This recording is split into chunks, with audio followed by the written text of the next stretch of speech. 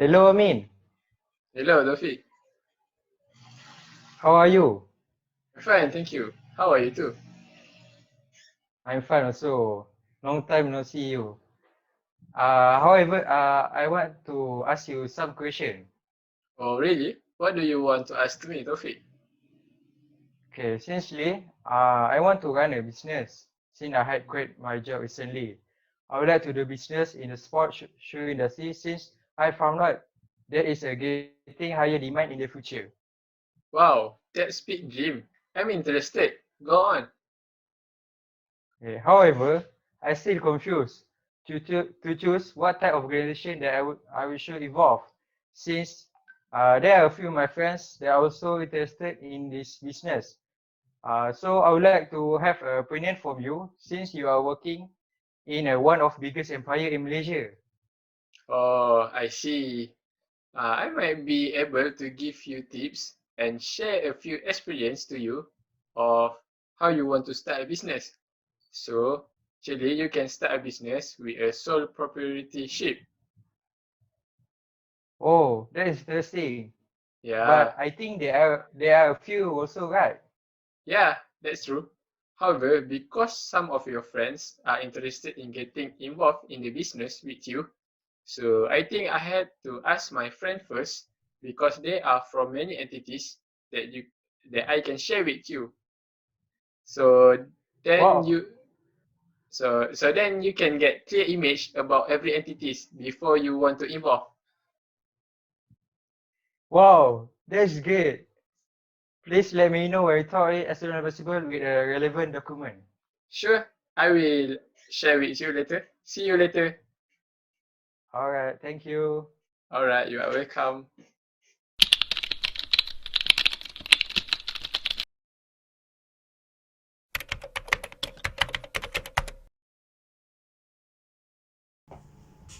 Hi Azim, actually my friend just want to start a business, so I want your help to share your experience with me regarding to how do you get started in your business. Hi, Amin. Well, to answer your question, you know, from when I was small, I am really into fashion and I really take care of the way I dress, what kind of clothes I own, and stuff like that. In my opinion, I always think that the way you dress, it tells a story about you. So that is when it occurs to me that I want to build an entire fashion empire for men, and that is what I did. Okay, what made you choose this type of business? Well, first of all, we all know that a sole proprietorship business means that the owner and the business are the same entity. That's where I am now. I've always had this ambition to make money myself, and I've never liked working for someone. I've always dreamed of starting a business where I am free to make my own decisions, and I want to do the business my own way. To be frank, I'm an independent guy where I just like working by myself and not with others. And that is why I chose to start a sole proprietorship business.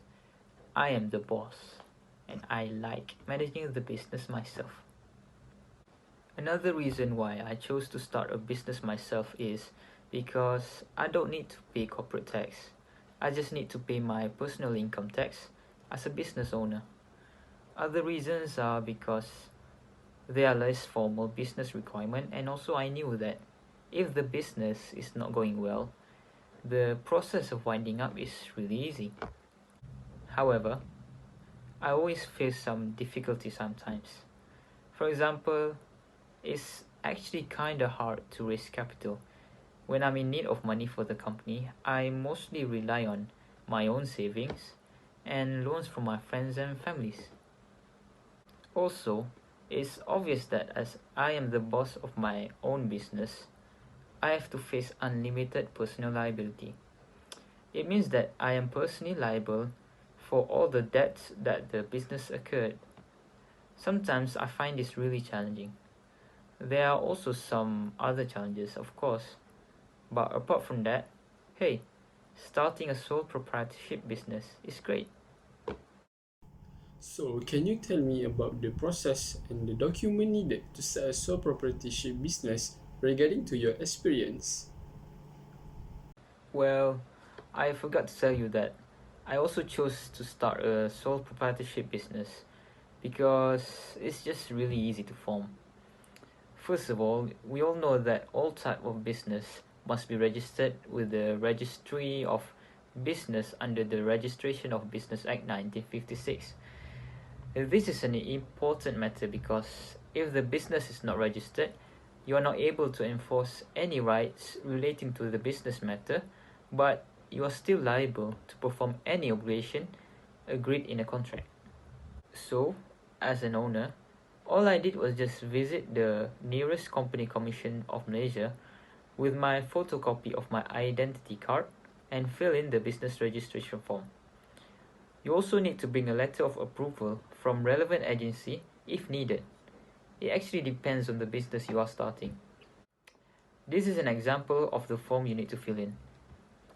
You just need to propose the business name, either your name or trade name, the commencement date of the business, propose the nature of the business address, provide the information of yourself as an owner, and sign the form right at the end.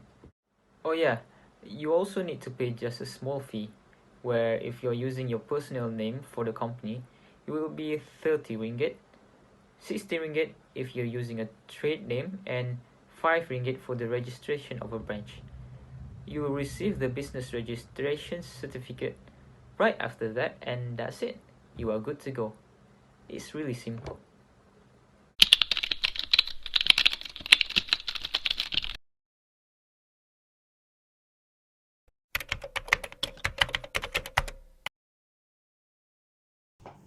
Hi, but actually, I'm interested to know about your first step in running your partnership business. Can you share with me? Hi, Amin. Yes, of course I can. ZMB Enterprise was established by me, Zainal, and Abu. It started when I accidentally met Zainal and Abu at a business seminar. I approached them and we being a friend. At that time, Zainal already have a small business and he knows about business as well because he is graduate in business administration. Um, Same goes to Abu. While I was only a graphic designer that intend to do my own business. So as Zainal have business knowledge and I have talent in designing, we decide to build a business together. So at the end, we choose to become a partnership. May I know why do you choose this type of entity compared to other entities? Is it easy to form? Oh, so why we choose to be a partnership? It is because partnership is easy to set up. Partnership only need a minimum of 2% in this business. It is stated in Section 3 of Partnership Act 1961 that partnership is business that consists of 2 or more percent to carry on business. So for me and Zainal and Abu, we think that it is easy for us to establish this company. The registration of this business is also not difficult and less documentation. Everything is done and follow the Partnership Act 1961. So we started with register our business with the Companies Commission of Malaysia, which is SSM. Some things that are important and required for the partnership commission partnership agreement, document of firm and partners, and required registration fees.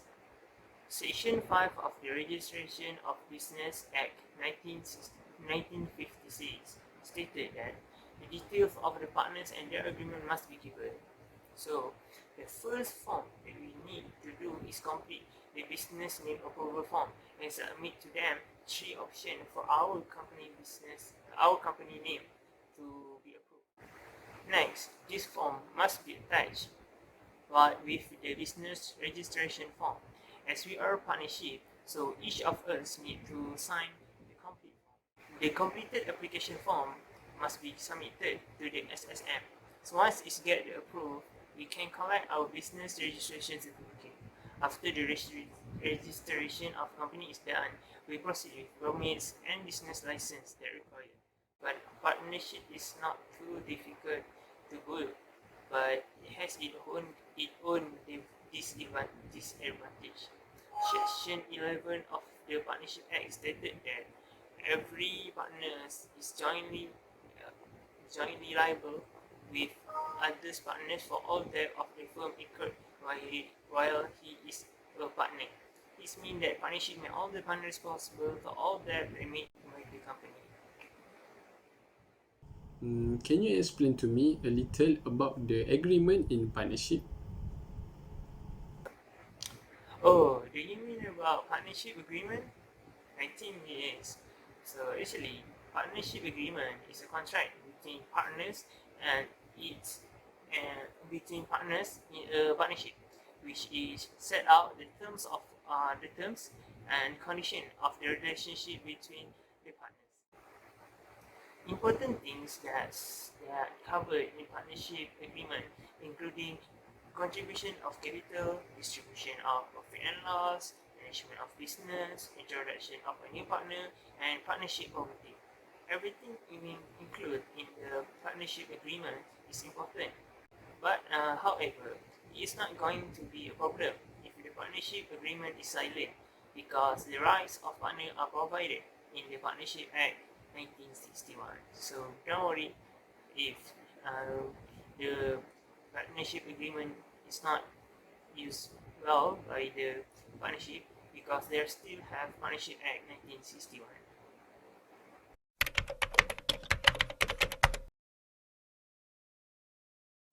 Zainal, I heard that you converted your conventional partnership into the limited liability partnership. Can you explain to me why did you convert from the conventional to the limited liability partnership? In 2017, one of our partner named Abu borrowed money from the bank. The intention of the borrowing is for the personal use. However, he did not able to pay the debt back to the bank. Thus, we all, as a partner, are liable to the debt. So, after he left the partnership, Badrul and I decided to convert our conventional partnership into limited liability partnership. Okay, because LLP, limited liability partnership, offer advantages similar to a private company, which is Sendirian Berhad, such as limited liability. Okay, so what's about the process of registrations of the limited liability partnerships? Can you explain more to me? Now I will tell you about how I convert or turn into limited liability partnership, about the registration. Okay, so the registration on CCM will need the following information and documents. So the first is name of the proposed LLP. You must receive approval for your new LLP name. For the second is general nature of the proposed business of the LLP.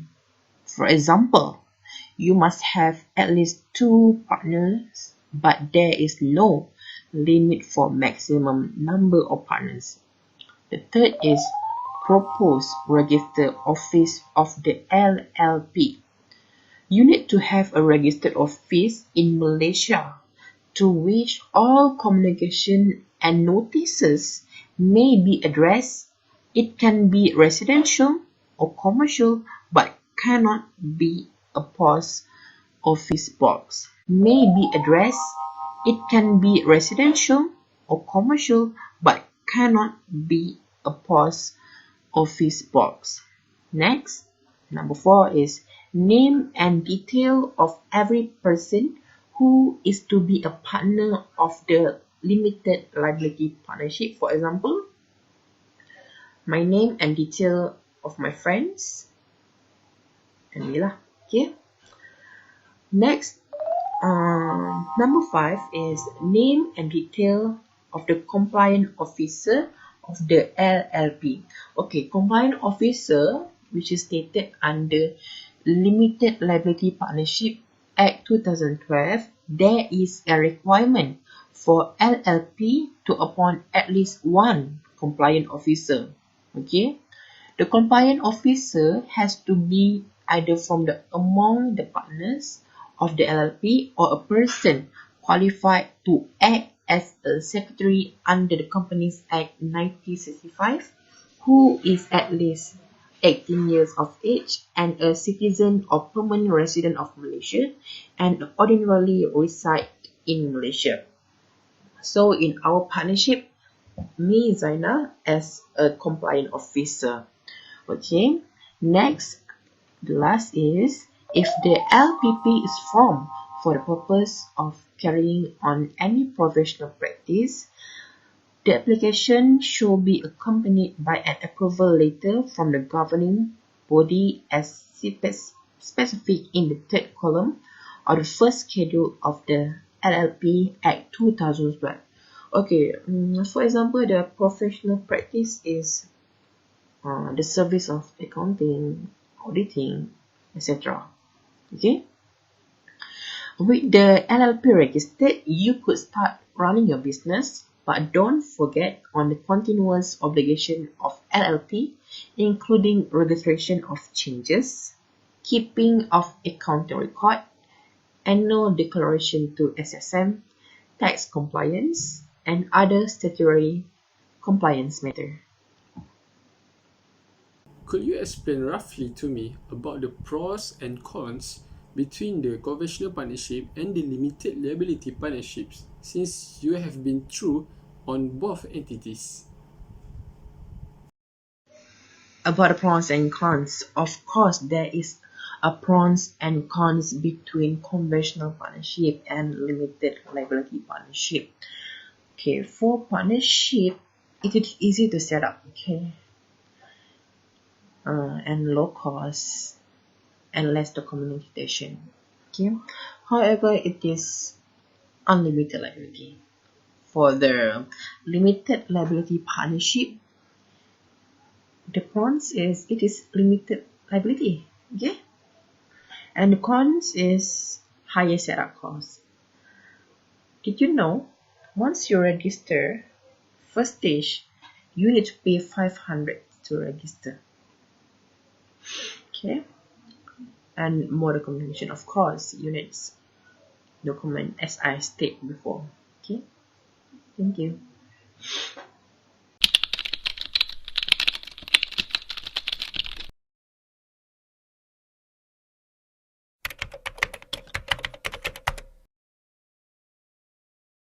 Hello Hisham, I'm interested to know more about your company since you are conduct the company that limited by shares. Okay, I will tell you about company limited by share. Company limited by share can be divided into two. The first one is private limited company and the second one is public limited company. So I will tell you how I started the business. First of all, I started the business as a private limited company, but after a few years, I decided to change it into the public listed company because I want to expand the business and I want to make the company become more bigger using the section 26 to Company Act 1965. May I know why do you change your private company into the public company? What's the difference between on that? Here I will tell you the reason why I changed from private company into a public company. It is because I want to expand the company and enter a new market. By changing it into a public company, it made it easier to survive in a new market. So basically, it has three ways to convert from private company into a public company. The first one is by default, and the second one is by operational law, and the third one is by option. The most common one is by default, which is the company use to issue a bonds or a share and then make a transfer a share or a bond to the public. This will change the status from private company into a public company. So here I will tell you about the difference or a comparison between private company and a public company. For a private company, they can only trade their share among a few investors, but for a public company, they can trade their share in a stock exchange, which make it more benefit because it can easier to raise a fund. The second, for the private company, it has no regulation or reporting to do unless the company is more than 10 million. But for the public company, it has a lot of regulation and reporting they need to do. And the third one, the fund for public company is from public fund, but for the private company is from investor. So basically, for the public company, usually they have a berhad at the end of their company name, but for private company, they have a sindiran berhad at the end of their company name. Okay, actually, what kind of document that you need to form a company? Please let me know. Okay, after hearing what I have said about private and public company, now I will tell you what is the document that needed to form a company. So basically, you just need to fill the incorporation of a company form that you can get from CCM, which in that form you need to propose a name of your company, and then you need to state the status of the company, either is private or a public company, and then you need to state the address and so on.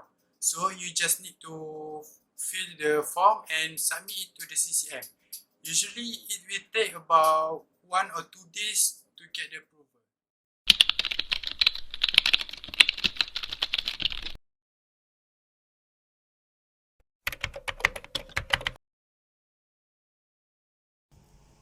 Hi Haziq, nice to meet you. So basically, I want to know how do you get starts your business? Sure, Amin. Before this, in the age of 20, I'm working as an ordinary worker in Yayasan Pelaburan Bumiputra. I have been worked there almost 5 years, and I got a lot of experience in handling all tasks. After 5 years, I decided to build my own company that focused on promoting charity. So I started saving money to achieve my dream, and after 2 years, I managed to make my own company. My company is a limited by guarantee, which means such amount as the member must respectively undertake to contribute to the assets of the company in the event of it being wound up. Also, my company is not formed with share capital.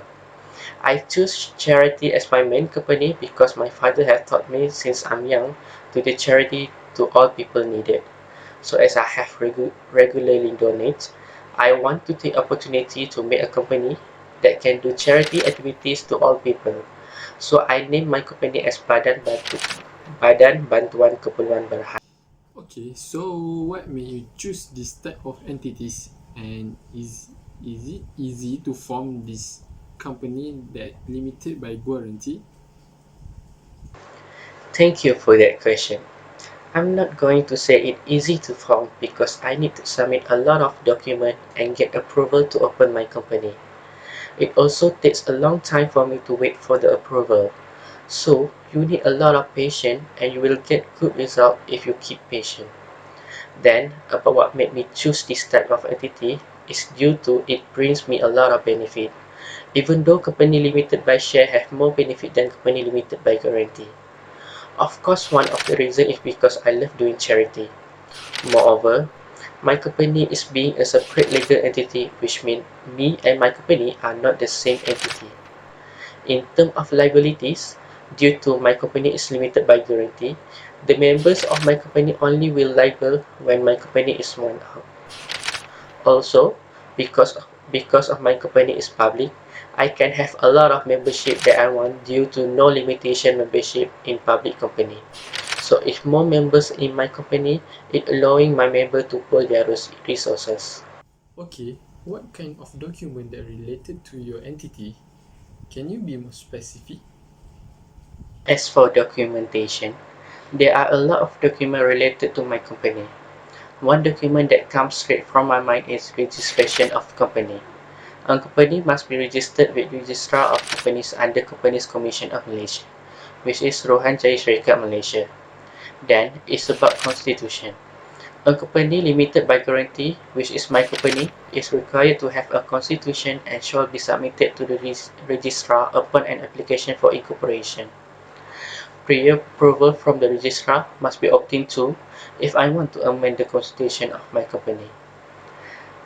Next is about document requirement of founder or director. Since I want a director in my company, I have been chosen based on my qualification needed. For example, consider the experience, qualification, and competency of the founder or director, which would assist him in carrying out his duties as director of the company limited by guarantee. Furthermore, my company also need to submit segmental reporting together with my financial statements. My company should keep a list of the fund, donations, or contributions at all times, such as name of individual, company, associate, and counterpart. In addition, my company also need application to hold, dispose, or charge land or property. This means my company shall not hold, acquire, charge, mortgage, sell, lease, or dispose a land or property unless a license has been obtained from the minister. Last but not least, a company may be omitting the word "berhad" at the end of existing company which has been incorporated for a period of 3 years. But because my company is still new, I still can omit the name of Berhad in my company. So, thank you very much, and I hope some of they will help your friend to make a new business.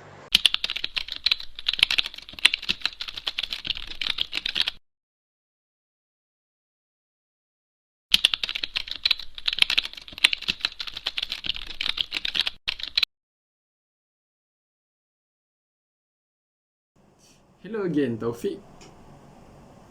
Hello, Amin. So, Taufiq, based on what I heard from my business friends, there are pros and cons inherent in each entity. In their part, I have found that they have a relevant document related to their company. The first one is the sole proprietorship. I found that the owner and the company was the same entity. You are free to make your own decision in your way. You just have to pay the personal income tax rather than you have to pay the corporate tax.